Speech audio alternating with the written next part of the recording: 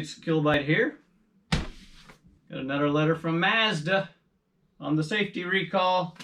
So if you're not familiar with the Mazda fuel pump recall, look at the video here. Well, and then there's a follow-up also. I'll put the links in the description as well.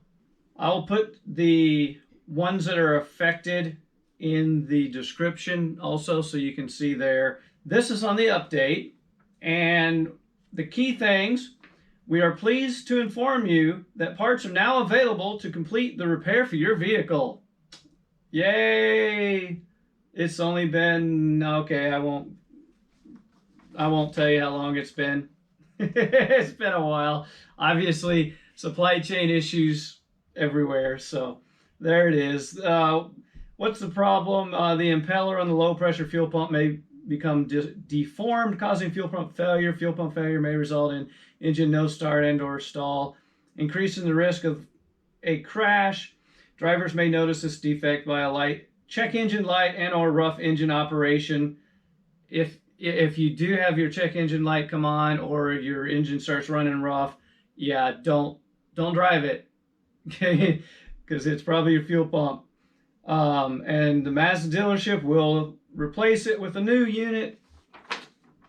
Okay. How long will it take? Approximately 1.5 hours to complete the repair, unless you got a Miata. That's right. They have to take the driver's seat out on the Miatas, so they're giving it 2.5 hours on the Miata. But you know, it is what it is.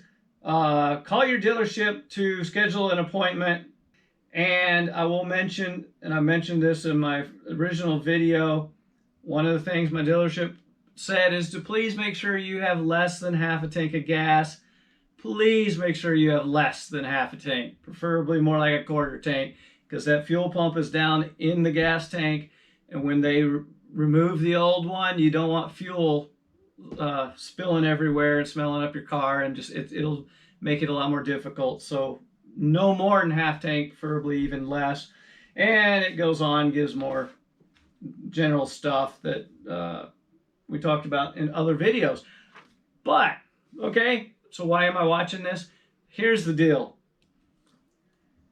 They're only shipping a few at a time to the dealerships because, well, they just don't have a whole lot, supply chain issues.